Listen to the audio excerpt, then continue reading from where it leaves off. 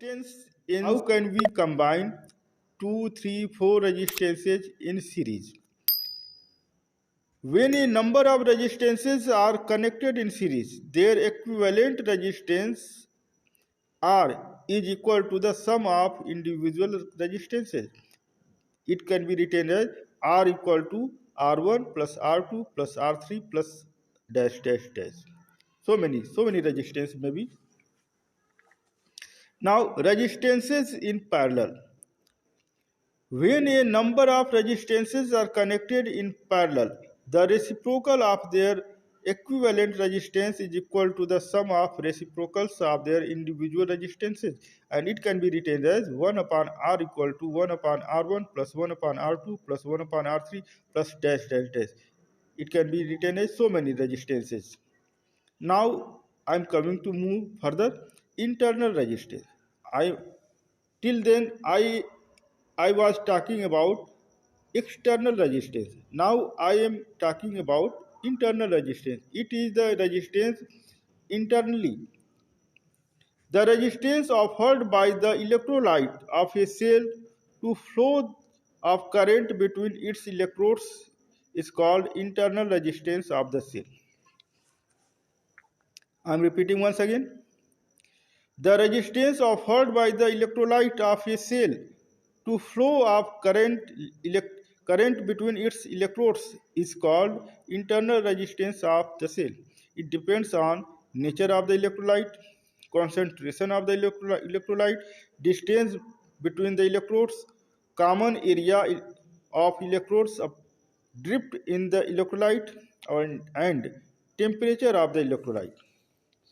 Internal resistance depends upon the nature of the electrolyte, concentration of the electrolyte, distance between the electrolytes, common area of electrodes, drift in the electrolyte, and temperature of the electrolyte. Mathematically, we can write it as E. E means electromotive force EMF equal to V plus IR. Small r. Small r is the internal resistance and capital R is external resistance. Capital R is the resistance offered by the conductor. It, it, is, it is produced in the conductor, and internal resistance it is produced in the cell. This is internal resistance. Now I am talking about cells in series. If n cells of EMF E and internal resistance R each are connected in series, then the current drawn through external resistance capital R is I equal to NE upon R plus NR.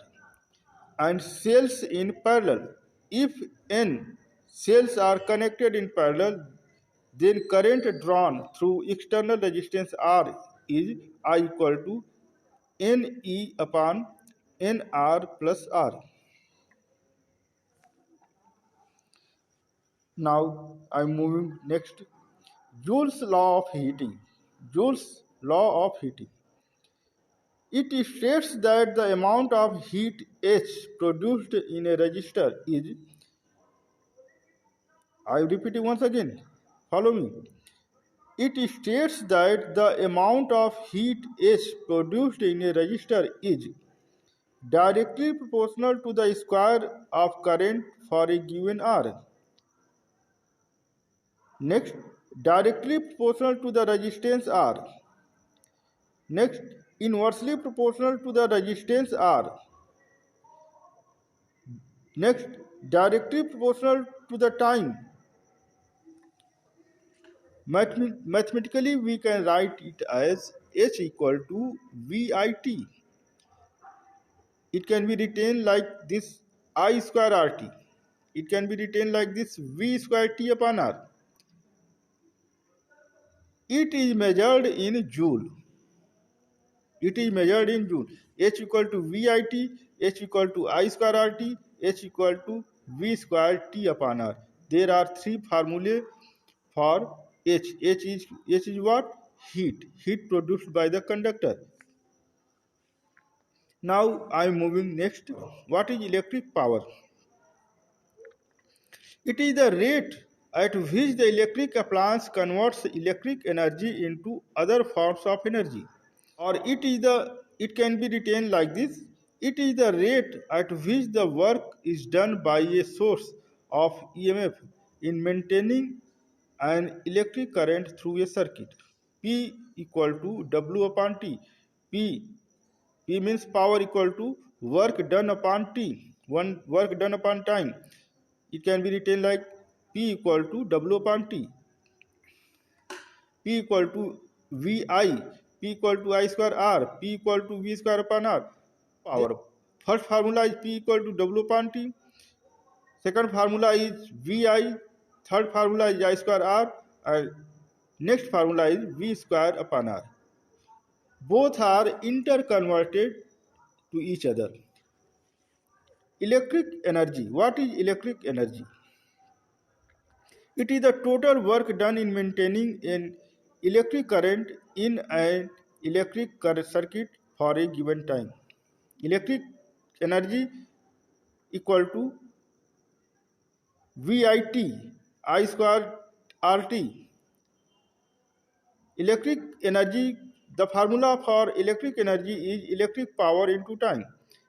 Electric power is W equal to PT and time T. Then the formula for electric energy will be VIT or I square RT. Now I am telling about Kirchhoff's law. What is Kirchhoff's law? These laws enable us to determine the currents and voltages in different parts of the electric circuits. There are two laws. There are two laws for it. First law is, this is also called junction law. In an electric circuit, the algebraic sum of currents at any junction is zero, or the sum of currents entering a junction is equal to the sum of currents leaving that junction, sigma I equal to 0. The sum of current entering equal to the sum of current going out. Second law is also called loop law. Second law is also called loop law. Around any loop of a network, the sum of changes in potential must be 0, or it can be written like this: the algebraic of EMF in any loop of a circuit is equal to the sum of the products of currents and resistance in it. Delta sigma delta V equal to 0. Mathematically it can be written as sigma delta V equal to 0. Potentiometer. What is potentiometer? It is a device used to compare EMFs of two sources. Its working is based on the principle that when a constant current flows through a wire of uniform cross-sectional area and composition, the potential difference across any length of the wire is directly proportional to that length. V is directly proportional to L. It can be written as V equal to KL. K is potential drop per unit length. K is called potential drop per unit length, which is called potential gradient. K is called potential gradient. Wheatstone bridge.